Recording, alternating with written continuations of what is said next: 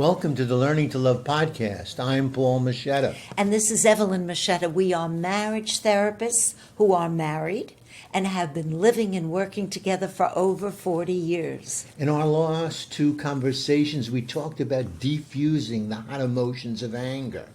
Today we'll address how to navigate through the issues that trigger anger between us in the first place. Most anger is related to a conflict of personal styles and or a conflict of personal needs.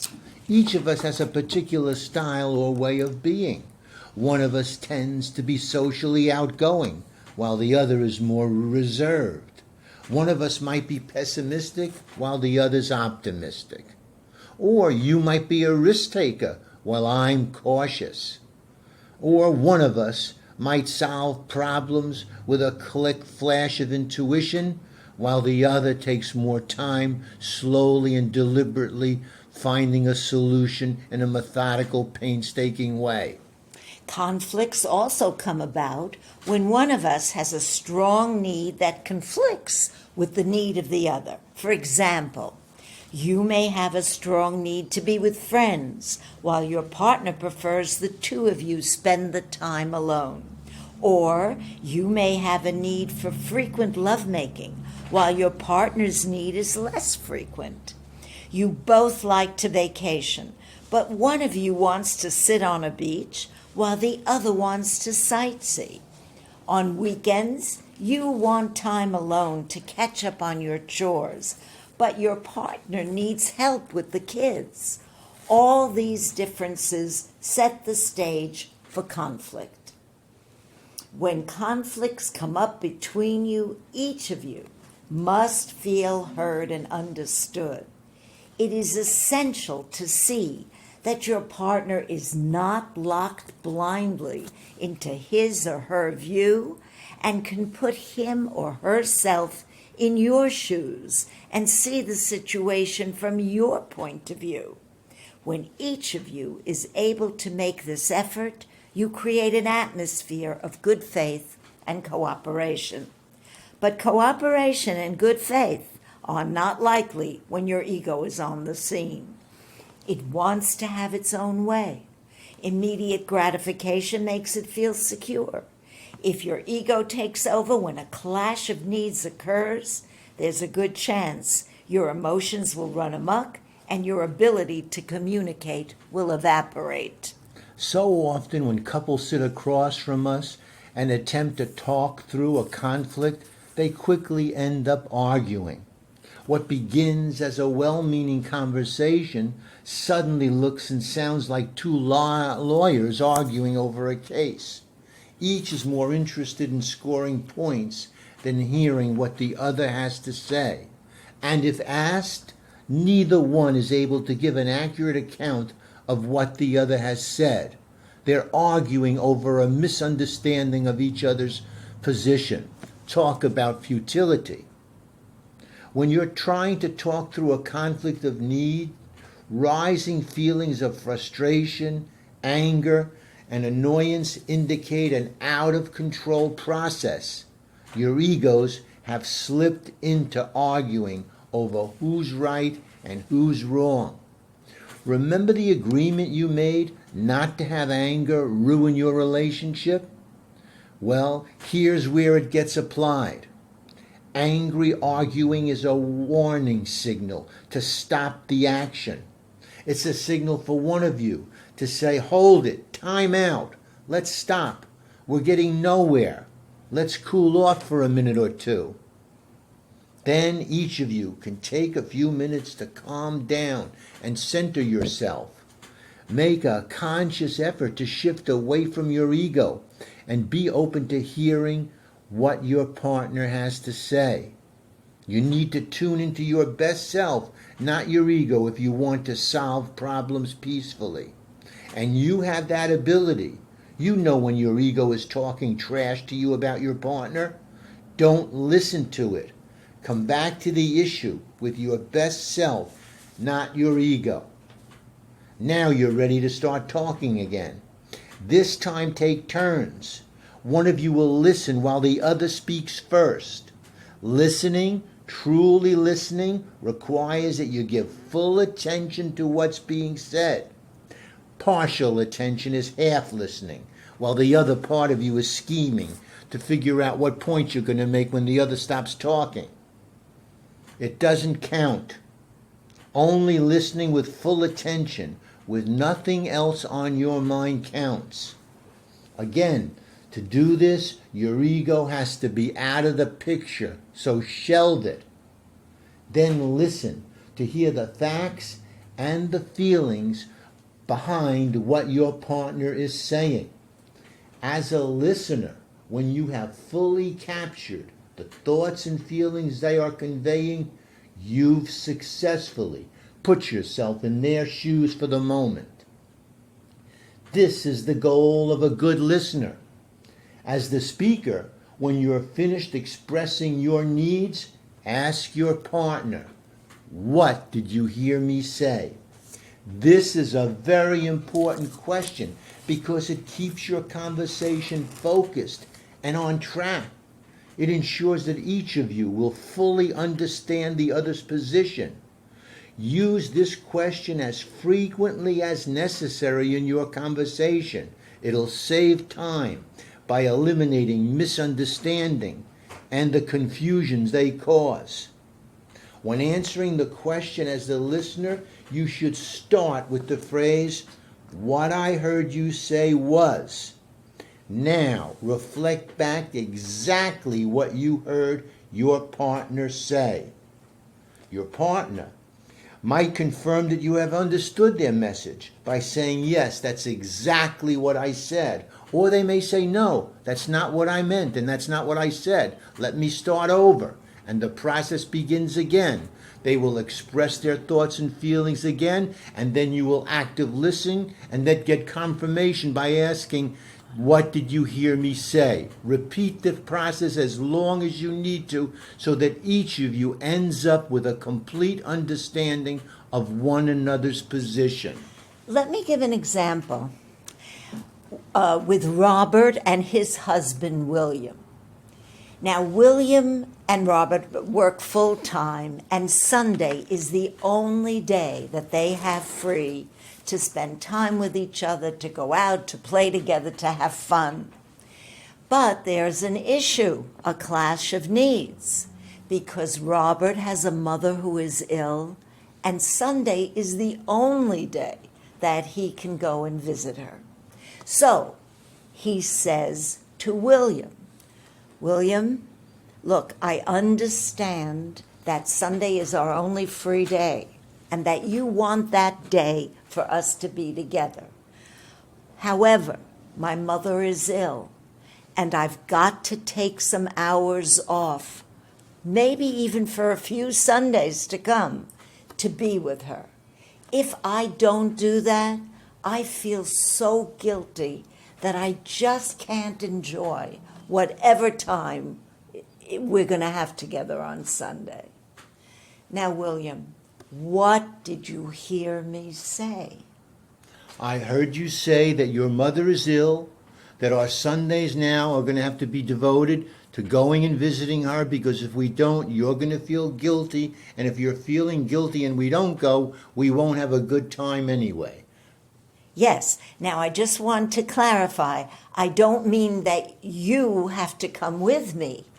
I'm just saying that I won't be able to be fully with you that whole day. I understand completely. Okay, so I think now I do feel heard. Good.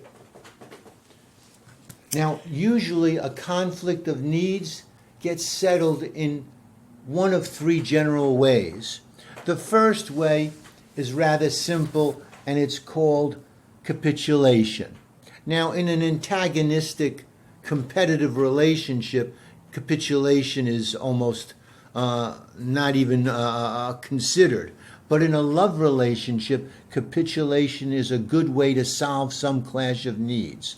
Let's say it's Saturday night and we're looking forward to going to dinner. I've been thinking about Italian food all day, and you want to have Chinese. So we have a conflict, right? You're a foodie, I'm not. Your love for Chinese food is much greater than my passion for Italian food. Where we eat and what we eat is much more important to you, so I'll say by all means it doesn't matter that much. Let's go and enjoy your favorite Chinese restaurant. No big deal. The second way that we can avoid a conflict around the clash of needs is by compromising. Let's say, in the foregoing example, we both happen to be foodies, and it's not easy for either one of us to give up our favorite meal at our favorite restaurant. Well, then, we may have to negotiate and come up with a third alternative. I don't get my Italian food, you don't get your favorite Chinese food, but we do settle and we find that we have a nice Mexican dinner out. Right. That's a compromise. Right. We've both given up something. Right. Right. Now, when capitulation and compromise is not possible, the third way, or the third tool that we can use, is coexistence. And coexistence comes into play when, despite our best efforts, neither capitulation nor compromise is possible. At those times, it's crucial not to use power to push or convince your partner into a solution that he or she feels is not right for him or her. Since you both see that there is no other option open to you at this time, you opt to coexist with the situation, to live with it peacefully, with all the facts out in the open and fully understood between you. Now, periodically, you'll re-examine the situation. You'll re-examine the issue. And hopefully, a solution may come about. Maybe at that point in time, one of you will be able to capitulate, or maybe you will both have found a good compromise. So let me give you a brief example. Toby and Stan rent an apartment toward the country, in the country actually, and their lease is going to expire in about 5 or 6 months. Now, they're already talking about what they're going to do. Toby, under no circumstances, wants to renew the lease because she wants to move into the city or live as close to the city as possible. Stan says no way. He loves the country, he loves his apartment, and he wants to renew the lease. They're at a standstill. They cannot find a solution at this point. So they're going to have to coexist peacefully, knowing that they don't have a solution as yet. However, they will periodically re-examine this situation, and as I said before, hopefully they'll come to a new compromise on something. But in the meantime, they will act on what's best between them, living peacefully as they coexist with an issue that cannot be resolved at this point. So, let me give you some steps that I think will help in resolving conflicts. 1, agree without anger that you have a conflict of needs. There is to be no yelling, name-calling or insulting, no threatening to leave, no attacking of any kind, no putting each other down, no hostile, silent treatment, and no bringing up the past. You behave with each other as if you highly respected each other, treating each other with kindness and consideration. 2, talk about the issue without any intention of convincing each other of anything. Just explore the facts. Number 3, now it's time to take turns, talking and listening until you can reflect back to each other an accurate understanding of your respective positions. Clearly state the facts related to the issue. For example, if we're discussing the purchase of a new car, I want a sports car and you want a sedan. The facts are the cost of each vehicle, the gas mileage each gets, the safety features available on each car and their cost, and the reviews and safety ratings of credible sources. These are facts, independent of personal thoughts and opinions. Make sure you agree on the facts. Step 4. Now take turns presenting your personal preference for each vehicle, your thoughts, feelings, and opinions. I've always wanted a sports car. It's a long-held desire of mine. If this isn't the time I get it, whenever will I get it now in the future? They get great gas mileage and they're safer than ever. Now you present your preference for a sedan and all the personal reasons why it's your choice. More roomy, more comfortable, etc. Step 5. Now re-examine the facts and how they relate to each choice. This is a measuring of your personal preference and needs with the facts. Number 6. In order to get some objective perspective, each of you might ask yourself, if you had no personal preference and you were just looking at the objective facts, what solution would present itself? And then lastly, we rediscuss the issue. Which car makes the most sense given the variables, the facts, the feelings, and all that we've talked through about them? Okay, so each of you must feel you've been heard and that your needs have been taken into consideration and that the conflict has been solved to your satisfaction. Be sure to use capitulation, compromise, and coexistence as needed. Remember, you are not enemies. You are a loving team. Conquer the conflict between you as a loving team would. Until next time. Thank you so much for listening.